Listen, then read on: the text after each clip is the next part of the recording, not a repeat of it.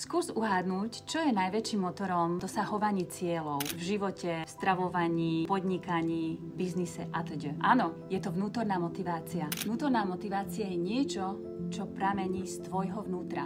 Ona nemôže závisieť od vonkajšej motivácie. Vonkajšia motivácia je super, ale ona vyprší tak do 24 až 48 hodín. Čo mám ale na mysli? Pod vonkajšou motiváciou pozrieš si nejaké kurzy, prejdeš si nejakými videjkami, vypočuješ si afirmácie, ktoré sa snažíš aplikovať do každodenného života. A to je super, to všetko je fajn, ale všetko je to len podporné. Avšak keď ty nemáš vnútornú motiváciu, nebudeš vedieť dosahovať tie ciele. Kedy máš najsilnejšiu alebo najväčšiu vnútornú motiváciu? No kedy asi? Vtedy, keď máš výsledky v tom, čo robíš. Však? Áno, je to najlepší recept na to, pretože keď máš výsledky, chceš lepšie výsledky. A keď ti niečo ide, chceš to ešte lepšie robiť. Takže aplikuj PSP 100% do tvojho života, ale potrebuješ mať motiváciu znútra. Potrebuješ mať výsledky. A výsledky sa dostavia, ak dodržíš protokol.